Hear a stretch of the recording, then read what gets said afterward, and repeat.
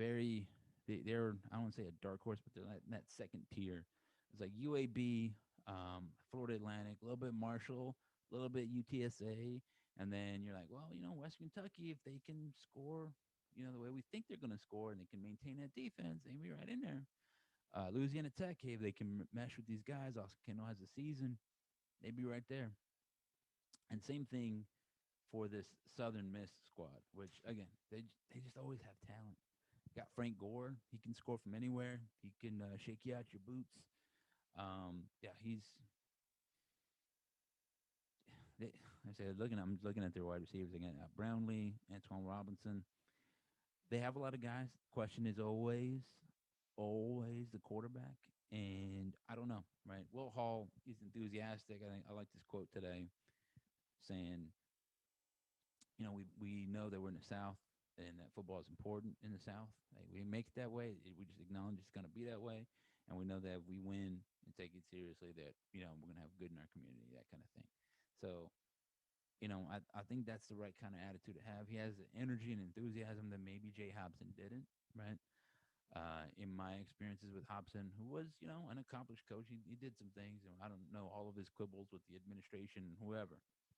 He was a little surly, right? Maybe not as enthusiastic as he needed to be.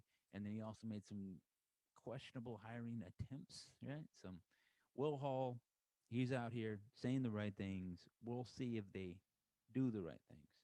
Um, a lot of turmoil for this team, right? They went through like two coaches, three coaching staffs, right? Because they had three head coaches. An interim, that guy left for Austin P or whatever. Then they had another one. So Will Hall, his job is to come in there and kind of settle things, and then you know take advantage of the offensive talent they have.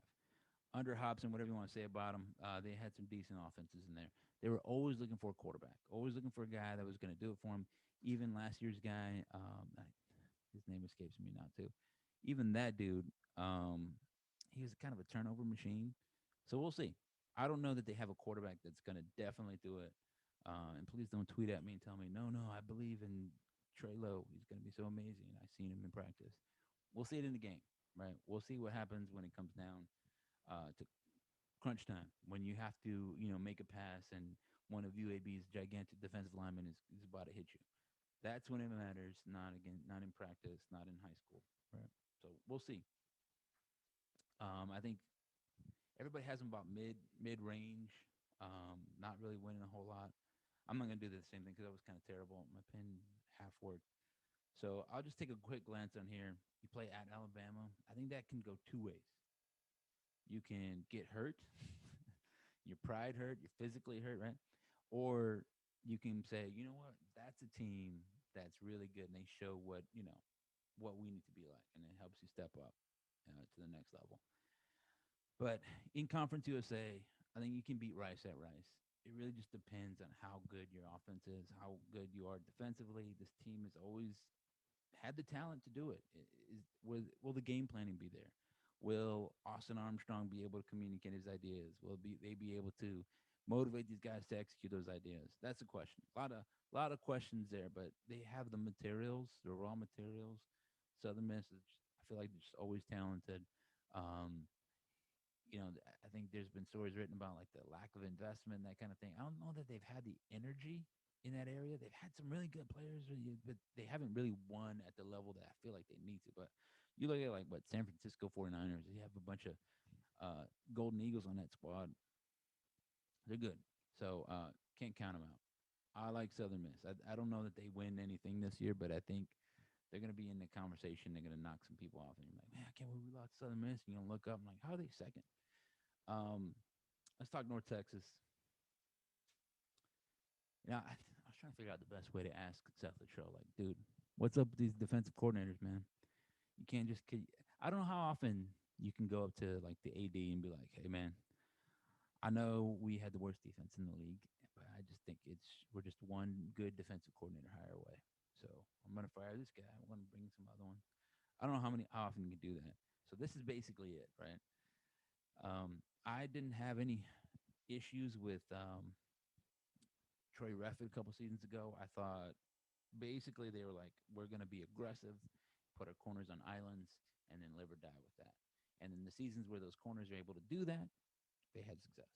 And in the seasons where the corners were struggling, they didn't. And that was kind of it. And then, whether or not they were able to get to the quarterback kind of determined whether or not those corners had some success and whatever. When you bring a lot of pressure, you can look like an idiot, right? Like, wow, all that pressure. Now a guy's running wide open, or a guy's got beat 1-on-1. Now he looks like he's the only problem. It's not necessarily the case. So I felt like it was maybe a bit premature to fire him and then bring in the next guy. Maybe the guy was not an impressive resume, so I was a little unsurprised that Clint Bowen was bad, and he was very bad. So I try to get to ask Seth Control, and it's kind of difficult. And again, in the venue, be like, hey man, why were they bad? But it was basically, I was like, look, 3 DCs in 3 years, obviously not ideal. How have you changed the way you evaluate, you know, your staff and whatever? And he basically said it's the same thing. And what I took away from it was that just basically those guys didn't do a good job teaching the scheme to the way they need to be taught, right? So, whatever. Phil Bennett, a lot of people praising him so far. He's going to a four-man front. He asked Dion Noville, their big defensive tackle, to kind of slim down a bit. And, I read something interesting about Bill Belichick, just kind of, in terms of scheme, like one way that he was able to find a lot of talent, for his roster was looking at what everybody's playing. He's like, man, everybody's playing four down linemen. I'm gonna go to 3-4 defense. There's only 3 other teams, so there's gonna be plenty of dudes that can fit my scheme, right? I'm gonna get these guys kind of cheap, and then be great. Now he's looking like everybody's playing basically base nickel. Like, where's the inefficiency, right? So everybody used to play, four down linemen, maybe a 3-4 scheme, and then now everybody's playing like a 3-3-5, whatever. I, it's all very multiple. A lot of it just kind of depends on how you want to attack gaps. Like, do you want your lineman to, be a 2 gap guy or a 1 gap guy? A lot of programs have 3 linemen, but they still are 1 gap dudes, and so that's not too different, like from your traditional 4-3. All that said, um, Phil Bennett is a known teacher. He's had some pretty decent defenses. He also, a lot of that was at Baylor. He had some struggle years there at Baylor. You know, North Texas doesn't need to be a juggernaut defensively. They need to not be the worst defense in the nation. I think for Mean Green Nation, I don't have the numbers here, but I looked at it and like 5 or 6 dudes had career days against Clint Bowen's defense. And like including Sincere McCormick and not quite the dude, what I say, Marcus Williams from Appalachian State, but he got an 80-yard run in the bowl game called back, and then the next play, an 80-yard run. So just kind of ridiculous by that squad. If they cannot be as bad as that, then I think that North Texas is going to be something to worry about, right? Because even on the other side, I think there's a lot of impression like, well, they were just bad all around, right? Their offense is not good. They were kind of pulling quarterbacks here and there. But yeah, the combined duo of Austin Ani and Jason Bean was like the best quarterback in the league, right? Including Grant Wells. Ani's coming back.